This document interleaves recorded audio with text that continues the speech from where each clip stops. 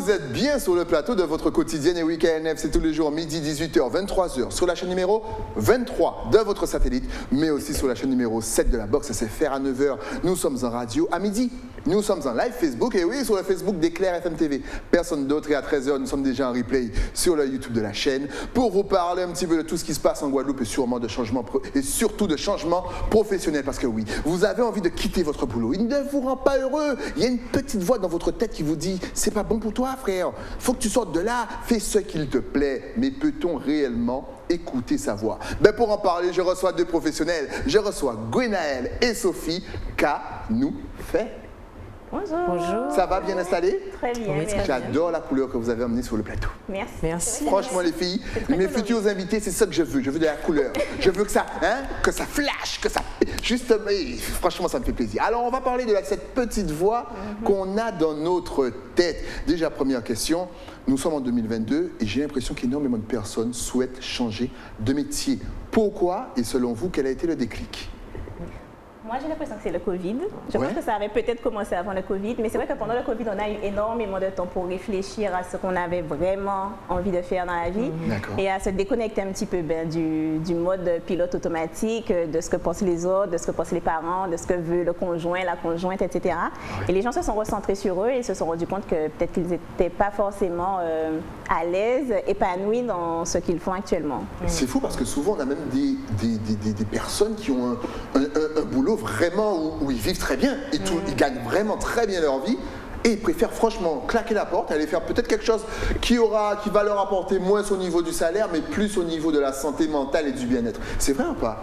Oui, je pense que ça s'accompagne. C'est ce que j'allais dire pour compléter. Ouais. Je pense que ça s'accompagne aussi. Il y a une sorte de vague de reconnexion à soi. Ouais. Quand on voit sur tous les réseaux, quand on voit partout, même la façon dont les gens s'expriment, maintenant, il y a plus une conscience du bien-être, de ce que ça veut dire, pour chaque personne, et une recherche du bien-être. Ok, c'est excellent. Alors, souvent, on se rend compte aussi que franchement, il n'y a pas d'âge pour changer de métier. Et vraiment, plus là encore j'analyse, je vois qu'il y a des personnes de 40 ans, 45, 50 ans qui n'ont vraiment pas froid aux yeux. Pour vous, justement, quels sont les retours d'âge que vous avez, les personnes qui viennent vous voir et à qui vous parlez, vous discutez? Mais moi, de façon assez surprenante au début, pour moi en tout cas, je me suis rendu compte qu'il y avait des personnes de plus en plus jeunes qui décidaient de changer de métier. Parce que justement, moi, j'étais plutôt habituée à ce que des personnes autour de 45, 50 ans, un peu en seconde partie de carrière, décident de changer. Mais en fait, des personnes autour de la vingtaine, 25, 30 ans, se rendent compte qu'elles ont envie de changer. Elles le font maintenant là où avant, elles auraient peut-être laissé passer quelques années avant de vraiment sauter le pas. Alors, selon vous, ce sont plus les hommes ou les femmes qui vraiment sautent le pas? Moi, j'ai pas vu de différence. Est-ce que tu en as vu, toi? Non, moi non plus. C'est kiff-kiff. Tout le monde. C'est dingue. C'est fou. On adore. Surtout, n'hésitez pas à écouter cette voix. Mais voilà, avant de parler de cette fameuse voix, quels sont souvent les plus gros blocages? Les blocages, vous savez, qui font hésiter, qui disent non, mais tu peux pas changer de métier, comme à mon âge, mais non, c'est pas possible, je commence ma carrière ou je finis ma carrière. Quels sont les plus gros blocages selon vous? Il y a déjà la sécurité financière. Je pense se retrouver sans revenus, ou en tout cas voir ses revenus diminuer. Si la personne doit faire une formation, c'est une période où elle ne va pas percevoir de revenus réguliers. Déjà la sécurité financière, je dirais la situation familiale, la peur de déstabiliser peut-être les enfants, de déstabiliser la routine, en tout cas qu'on avait déjà instaurée. Ce que pensent les autres. Quand on change pour un métier peut-être qui est moins valorisant dans la société. Voilà, toutes les personnes qui disent ouais mais c'est pas un vrai métier, est-ce que tu es sûr que tu vas passer de ça à ça, en te faisant comprendre que c'est passé de ça à ça. C'est tout ce jugement en fait qu'il y a aussi dans la société. En fait, c'est exactement ce dont on parle dans notre atelier. C'est toutes les choses qui sont extérieures à nous. Il y a des choses qui sont intérieures, comme la peur. La peur de l'inconnu. Ok, je veux changer, mais je veux changer pour faire quoi? Et nous, en tant qu'êtres humains, je pense qu'on a besoin, je sais pas si en tant qu'être humain, en tout cas dans cette société, on a besoin d'une solution rapide pour avoir le sentiment de contrôler. Alors que quand on se réinvente, comme tu disais dans nos conversations, il y aura une période de flou, on se cherche. Et c'est cette période de flou et d'inconfort aussi qui va provoquer ces blocages-là où les gens auront peur. Plus toutes les voies extérieures, la famille, l'ego, la société, ce qu'on nous a appris quand on était jeune, tous ces trucs-là qui font que moi j'ai énormément de personnes qui me disent et si je... Et je leur dis mais pourquoi tu ne fais pas? Ah oui mais voilà la famille, oui mais tu imagines, enfin mais non mais on va pas comprendre. Il y a toujours, c'est toujours de l'extérieur. C'est vrai. C'est vrai que ça bloque énormément. Donc, petite question, est-ce que vraiment ce changement, cette réinvention se prépare? Et si oui, comment la préparer? Pour en savoir plus, vous allez dans l'atelier, mais est-ce qu'on peut déjà avoir un début d'information? Oui, alors, sans parler de l'atelier, juste de façon générale? Non, de façon générale.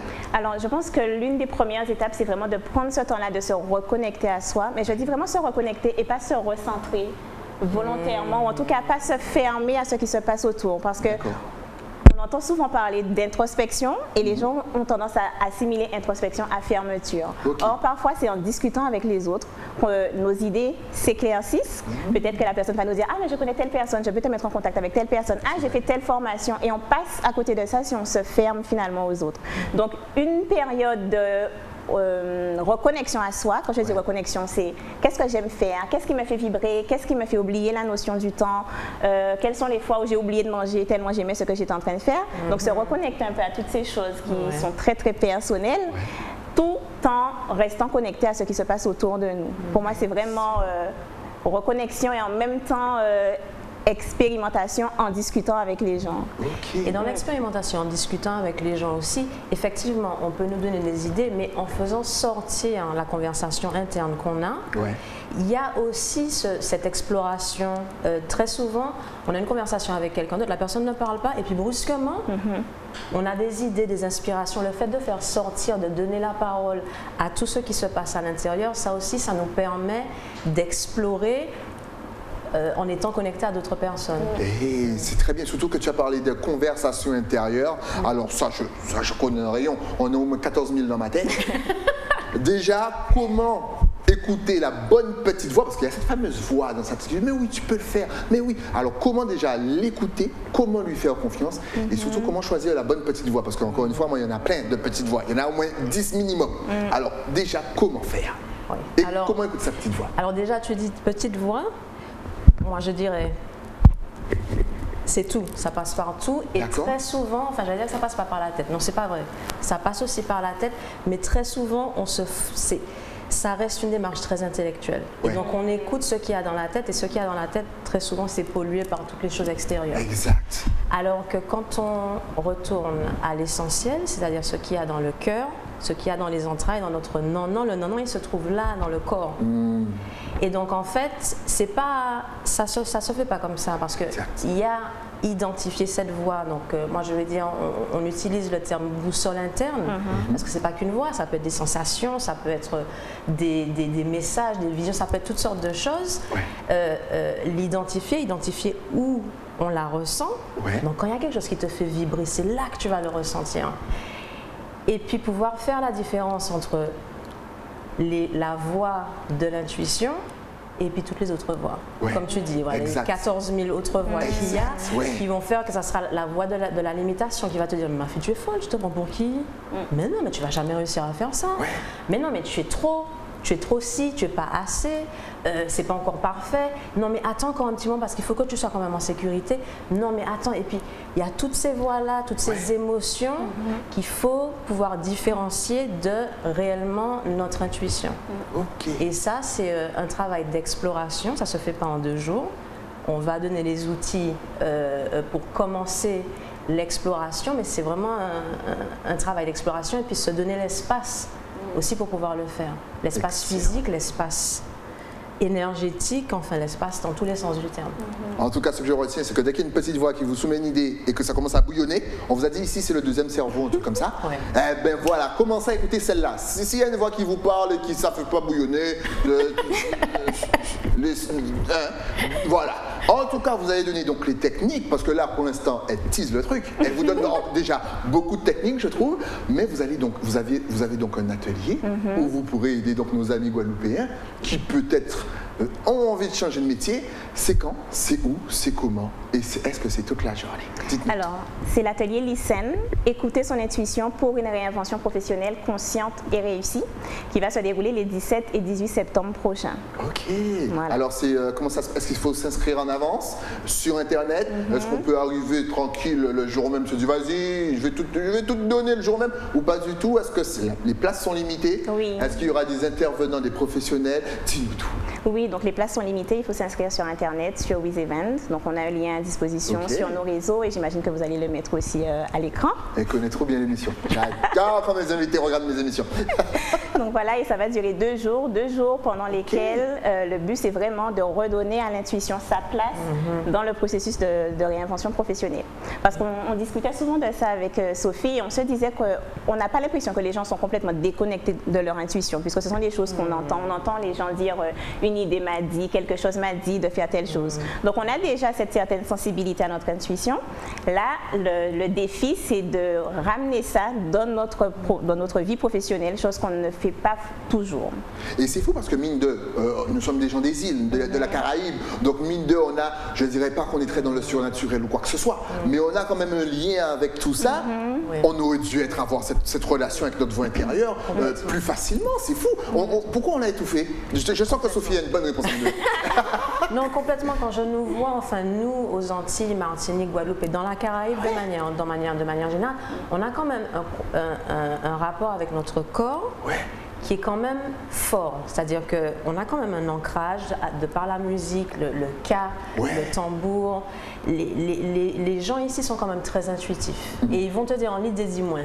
Mais en fait, il y a quand même ce rapport avec l'intuition qui est quand même assez fort, ce rapport avec la connexion au corps à travers la danse, les rythmes, mais qu'on laisse dans des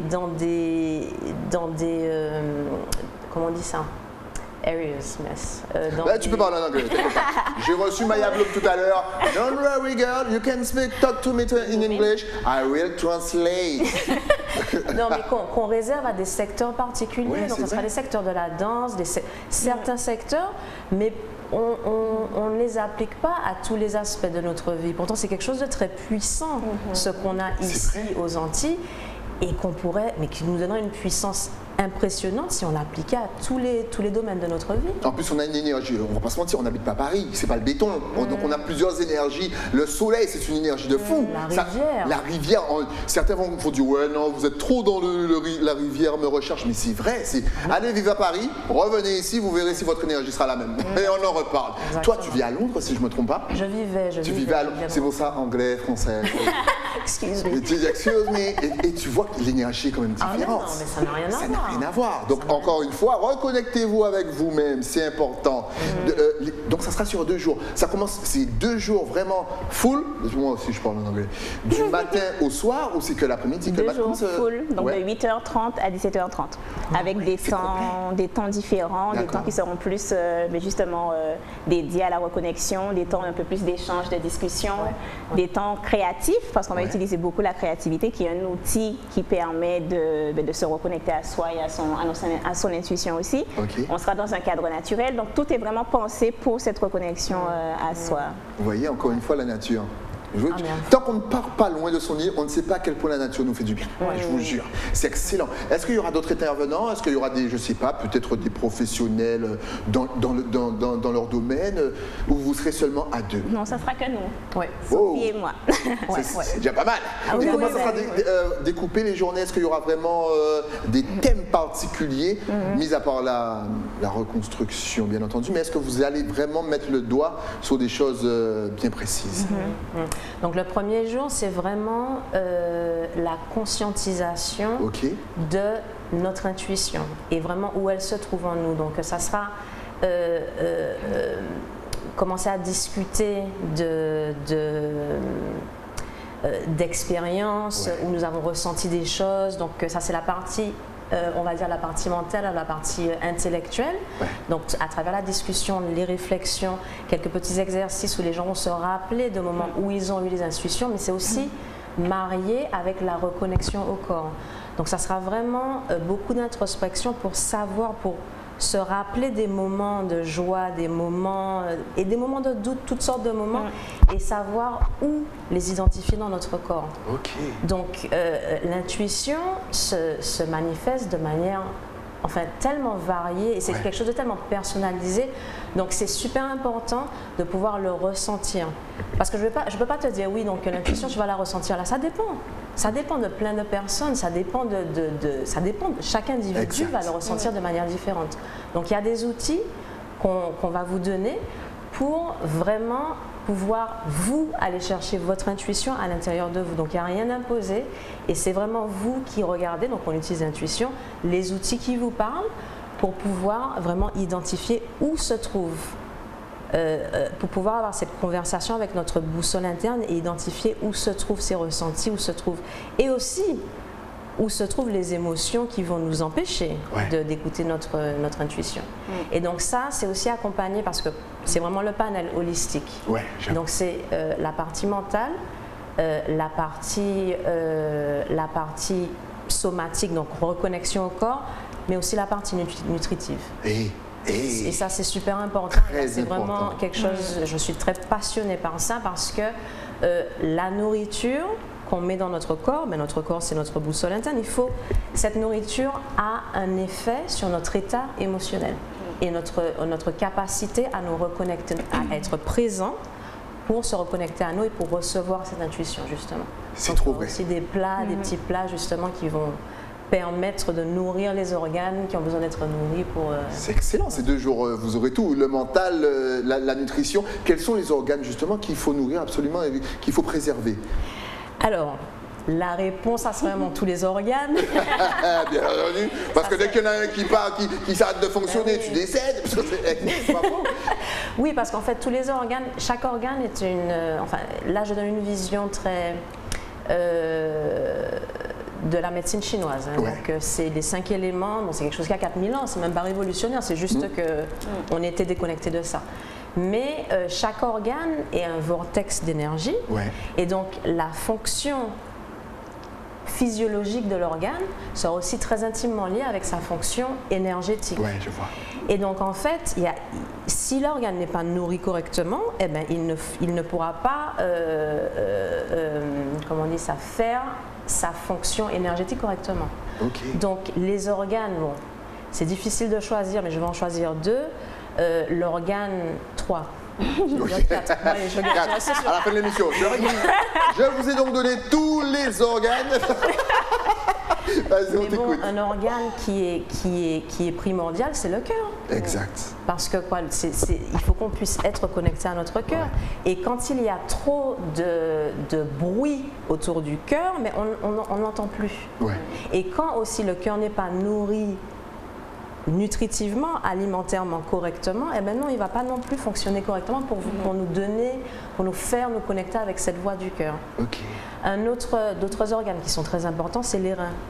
Donc les reins nous aident à filtrer les liquides, dont le sang, mais aussi ils sont très importants pour notre système, la régulation de notre système nerveux.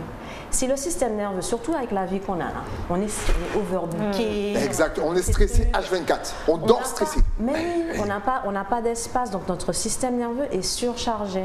Donc il y a plusieurs organes et plusieurs systèmes qui nous aident à réguler le système nerveux, mais les reins aussi aident. Exact. Et donc il faut vraiment avoir une hygiène de vie qui ne vont pas surcharger les reins et surcharger le système nerveux, qui fait qu'on ne pourra pas être centré sur quoi que ce soit. Excellent. Donc prenez soin de votre cœur et les reins, mais je suis sûr que les reins, vous connaissez. Surtout ici en Guadeloupe, même Martinique, je vais m'avancer pour la Martinique, mais on a tout le temps mal au dos. Est-ce que c'est un signal de notre mal-être? Et surtout, ma question, comment écouter son corps? Parce que tout le monde là, vous avez mal à la tête, mal au cœur, mal aux dents, mal aux reins, mal au dos, mais les gens ne font pas attention à ces signaux. Comment écouter son corps? Je pense que le premier truc déjà, c'est de poser l'intention. À partir du moment où on commence à poser l'intention d'écouter son corps, on va finir par remarquer des choses. Les choses vont venir à nous, elles vont venir à nous, le corps va commencer à communiquer avec nous. Parce qu'il y a l'intention, parce qu'il y a l'ouverture. À partir du moment où tu poses l'intention, voilà, j'ai envie d'écouter mon corps, il y a une ouverture. Et au fur et à mesure, et ça a été mon parcours à moi, ça a commencé avec des petites sensations. Ah, quand on a parlé de l'atelier, tu m'as dit, ah, qu'est-ce que tu en penses? J'ai eu une chaleur et elle est venue de là et ça, je sais que ça veut dire oui. Ok. Ça, c'est une bonne idée. On en a parlé au début justement en plus. Voilà, donc c'est vraiment ressentir ces choses-là et puis aussi, on a tellement l'habitude d'avoir mal. Et puis de pouvoir gérer. Donc, j'ai mal au dos, mais ça fait des années, donc je m'en rends même pas compte. Pouvoir, encore une fois, il s'agit de se créer l'espace pour pouvoir vraiment se connecter avec ces parties de nous et presque, enfin je dis presque parce que bon, et leur parler, communiquer avec pour savoir, elles ont des choses à nous dire. Le corps est un puits de sagesse et si on lui donne l'espace pour s'exprimer, eh bien, il nous parle. Excellent. En tout cas, on vous rappelle les dates de l'atelier, c'est le 17 et le 18, avec Gwenaëlle, professionnelle en reconversion professionnelle justement, et Sophie qui va vous aider au niveau des blocages émotionnels et va vous reconnecter afin que vous puissiez écouter, listen, votre petite voix. Si vous avez envie de changer de profession justement, vous êtes énormément, franchement, à vouloir changer de chemin. Vous pouvez, on n'a qu'une seule vie, profitez, changez, même si c'est à 50 ans, on n'a peur de rien. Justement, si on veut vous suivre pour savoir où s'inscrire, comment venir, est-ce qu'on peut venir en sandales, en tongs ou bien habillé, est-ce qu'il y a une dress code pour venir, est-ce que vous êtes connecté sur les réseaux Facebook, Instagram, Twitter, site internet, de toute façon, tout va s'afficher juste là. C'est parti. Alors là, on a une grande liste. Je vous laisse faire le... Vas-y, Gwenaëlle. Oui, donc pour moi, sur Instagram, donc c'est le réseau où je suis le plus active, donc Gwenaëlle Castri Coach, et sur Facebook, Gwenaëlle Castri Coaching. Et donc moi, c'est la même chose, hein, c'est Instagram et Facebook. Sophia Coma sur les deux. Voilà, sauf que sur Instagram, c'est collé, et sur Facebook, c'est décollé, et c'est la même chose pour Gwenaëlle. Oui, mesdames, parce que je vous rappelle que nous sommes aussi en radio à partir de 9h du matin, donc nos auditeurs, oui, je sais, on n'est pas habitués, mais on salue tous celles et ceux qui nous écoutent au volant de leur voiture ou en train de passer le balai en dansant, bien entendu, parce que moi, c'est ce que je fais, je passe le balai, même si quelqu'un parle, je danse. Si vous aviez justement un tout dernier message à faire passer à la Guadeloupe, à la Martinique, à la Guyane, à la Réunion, à Saint-Martin, Saint-Barthélemy, à la Dominique, festival bientôt, on arrive à Sainte-Lucie, bien entendu c'était le carnaval, on a kiffé à Barbade, à Jamaïque, à Anguille, à Antigua, à Barbados, bien entendu, mon île de cœur, sans oublier The US VI, votre caméra est juste en face, allez-y. Et puis moi, ça serait vraiment un encouragement à venir profiter de cet espace qu'on a décidé de créer les 17 et 18 septembre pour se reconnecter à soi et reprendre les rênes de notre réinvention professionnelle. Je pense que je ne vais pas rajouter plus que ça. Hein. Je vais quand même rajouter quelque chose. C'est qu'on ne se rend pas compte du puits de sagesse et de puissance qu'il y a dans notre corps.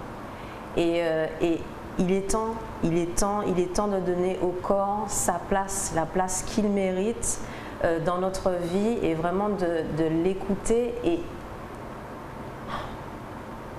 de pouvoir se reconnecter avec cette boussole parce que c'est vraiment ça l'origine de notre puissance. Et quand je dis notre puissance, je ne parle pas de pouvoir comme ça, mais je parle vraiment de notre puissance interne, notre souveraineté. Et voilà, il est temps de se réapproprier notre souveraineté. Donc oui, nous vous invitons à venir à cet atelier. C'est beau, franchement. J'espère que vous ne faites pas que regarder, écouter, que vous apprenez, listen. En tout cas, l'atelier, c'est le 17 et le 18. Et puis, franchement, suivez ces deux professionnels sur les réseaux parce que cette émission, encore une fois, elle va passer dans les best-of. Et oui, le samedi et le dimanche, sans oublier le mercredi parce qu'on a toujours...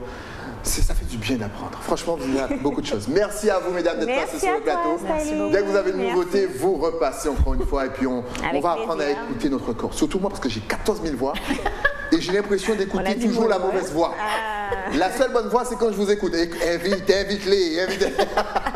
Merci à vous et rendez-vous le 17 et le 18.